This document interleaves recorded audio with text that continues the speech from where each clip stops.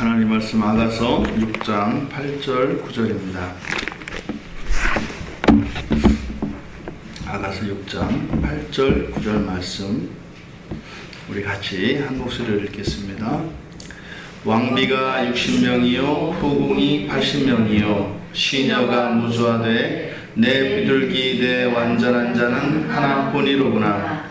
그는 그의 어머니의 외딸이요 그 낳은 자가 귀중하게 여기는 자로구나.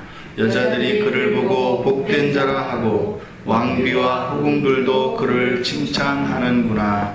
아멘. 여기에 보면 왕비와 후궁의 수를 60이요 80명이요 60명이요 80명이요 시녀가 무수하되, 이것은 구약에 있는 지혜문학에서 이런 지혜문헌들에서 나오는 전형적인 표현입니다. 그래서 많다라고 하는 의미도 있습니다만 잠언에서도 이러이러한 것은 세 가지, 네 가지요, 서너 가지요 할 때 셋넷이라고 하는 표현입니다. 그래서 히브리어에서 60, 80 이렇게 나타내는 수가 없고 60은 3 곱하기 20입니다. 80은 4 곱하기 20입니다. 그래서 3, 4, 세 가지, 네 가지 거기에다가 20이라는 수를 붙여서 더 많은 것을 의미합니다. 전형적인 그런 지혜문헌에 나타나는 표현이고요. 그러함에도 여기에 나오는 왕비, 후궁, 시녀라고 하는 이 표현, 이 세 가지 형태 또한 왕비, 후궁, 시녀, 왕비라고 하는 것은 특별히 권세가 집안의 딸들입니다. 그래서 어려서부터 무엇이든지 마음대로 할 수 있는, 그래서 구김살 없이 자유로운 영혼을 소유한 그러한 여인들을 뜻합니다. 뒤에 나와 있는 후궁이라고 하는 것은 여기서는 이제 후궁 이렇게 되어 있지만 히브리어에서는 그러니까 정부, 첩에 사용되는 단어입니다.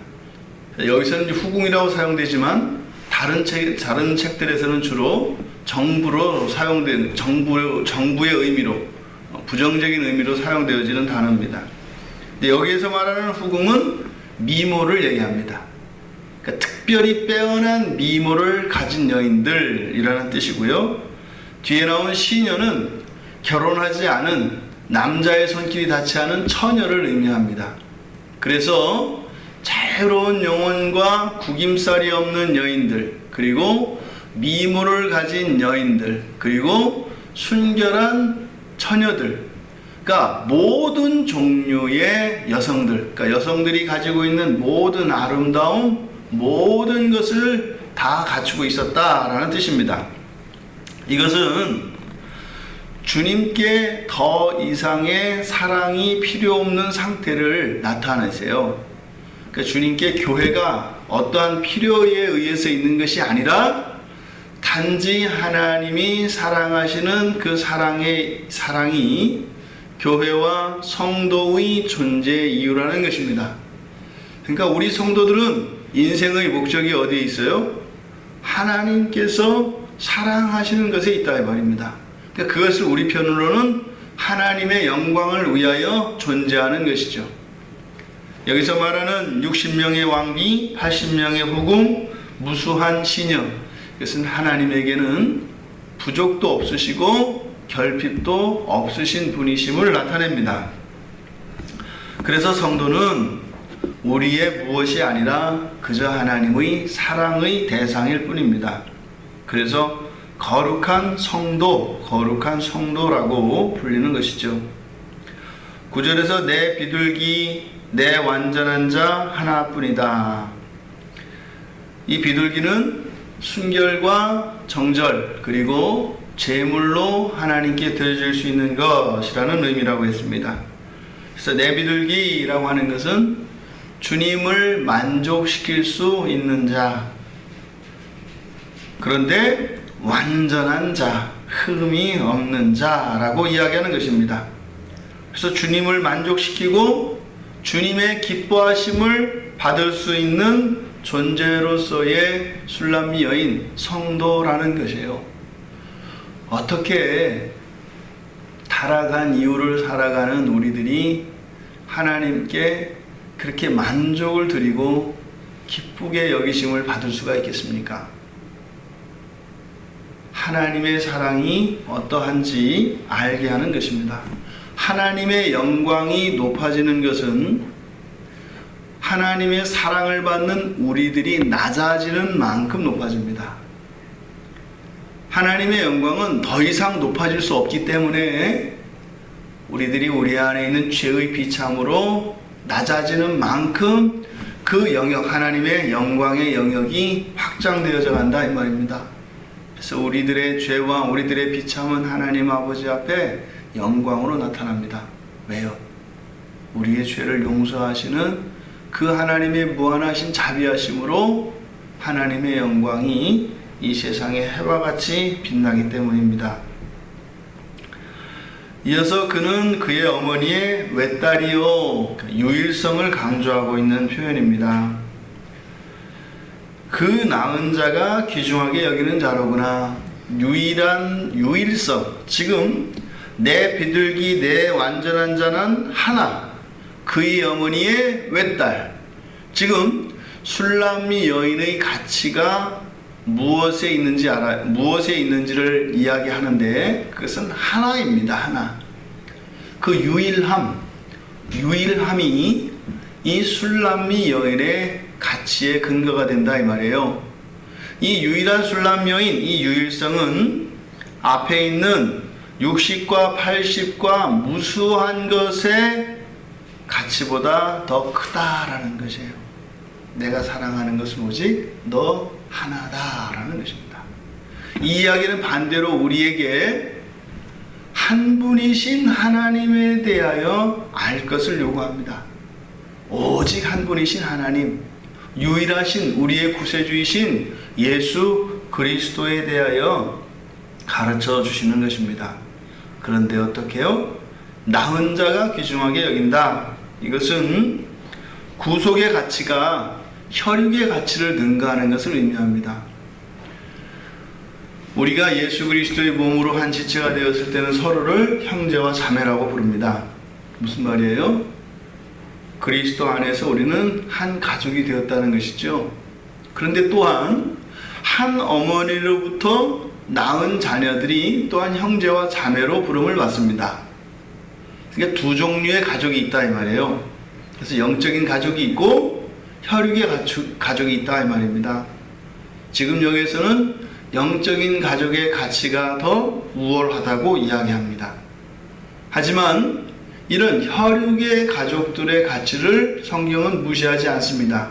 이 두 가지가 하나 되어지기를 원합니다. 혈육의 가치가 우리에게는 크게 여겨지는데 우리가 영적 신비를 깨닫고 나면 우리의 영혼이 거듭나게 되면 영적인 가치를 알게 됩니다. 그러면 혈육의 가치와 영적인 가치가 잠깐은 분리되어 있는 그런 긴장의 기간이 있어요. 하지만 하나님의 관심은 이 혈육의 가치를 알므로써 이 영적인 가치가 그것보다 능가하기 때문에 구원의 의미가, 구원의 가치가 얼마나 큰 것인지를 이 혈육의 가치를 통하여 알게 합니다. 마치 율법이 우리를 예수 그리스도께로 인도하는 몽학 선생의 역할을 하는 것처럼, 그래서 우리가 감각적으로 육체적으로 느끼는 즐거움과 이러한 모든 것들은 장차 영적인 것들을 알게 하는 기초로 사용되어집니다. 이 두 가지가 합치되어져야 하는 것이죠. 그래서 우리들은 이 혈육으로서의 그런 형제 자매 가족일 뿐만 아니라 예수 그리스도를 믿는 신앙 안에서 영적인 가족이 되어야 할 것입니다. 이것이 천상의 가족입니다. 하나님의 관심은 모든 이들이 이렇게 되기를 바라십니다. 우리가 어머니의 태로부터 나온 첫 출생보다 예수 그리스도로 말미암은 중생의 가치가 크다는 것을 영생의 관점에서 우리가 믿음으로 받아들여야 할 것입니다. 또한 여기에 나타나는 왕비, 후궁, 시녀라고 하는 것은 주님의 신부들로 나타나는 것이니까 천상에서 보았을 때는 이들은 곧 천사들입니다. 완벽함을 갖추고 있는 존재들로서 주님을 호위하고 주님을 시중드는 천사들로 비유될 수 있습니다. 그런데 그 여자들도 그를 복된 자라 하고 왕비와 후궁들도 칭찬한다 라고 하는 것은 바로 천사도 흠모하는 성도의 영광에 대해서 얘기하는 것이에요. 이게 너무 커서 이게 잘 안 느껴진다니까요. 그러니까 우리가 성도됨이, 우리가 저녁에 사경에 하면서도 지금 아가서를 가지고 하니까 저는 얼마나 좋은지 모르겠어요. 그냥 아침 저녁으로 그냥 하나님 주님 사랑 얘기를 하니까 너무 좋아요. 천사들이 흠모하는 자가 성도들인데 내가 예수를 믿음으로 그런 존재가 되었거든요. 실감이 안 나는 거죠. 이러한 성도들이 하나님께 마땅히 돌려야 할 도리는 무엇이겠어요? 하나님께서도 시편 16편 3절에 보면 땅에 있는 성도들은 존귀한 자들이니 나의 모든 즐거움이 그들에게 있도다 그러세요.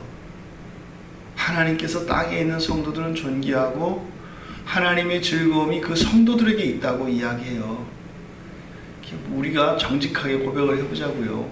하루 종일 하나님 생각 얼마나 하고 하나님 보시기에 뭐 그렇게 아름다운 일들을, 선한 일들을 하느냐고요. 그걸 모르시는 하나님이 아니잖아요. 그런데 어떻게 해요? 그런데도 우리들에게 하나님의 즐거움이 있다고 말씀을 하십니다. 그러니 우리 성도들의 마땅한 도리는 시편 34편 9절에서 이야기하는 것처럼 여호와를 경외해야 할 것입니다. 이어서 시편 145편 10절에서처럼 송축해야 합니다. 송축한다는 것은 예전에 우리가 한편 시편을 살펴보았던 것처럼 감사하며 찬양하는 것이라 했습니다. 그러니까 송축은 단지 노래가 아니라 감사의 이유와 찬양이 합쳐진 것을 송축이라고 한다. 그러니 항상 우리에게는 우리를 구원하신 예수 그리스도의 은혜와 우리에게 영적인 신비를 가르쳐 주신 그 하나님의 은혜에 대하여 늘 감사하며 또한 그것을 찬양으로 올려드려야 합니다. 아울러 시편 31편 23절에서는 성도들은 하나님을 사랑해야 한다고 합니다. 사실은 이것이 천사들이 우리를 흠모하는 이유입니다. 왜냐하면 천사들은 성도들이 이 땅에서 하나님의 용서를 경험하며 그 하나님의 사랑이 커가는 것을 알지 못합니다.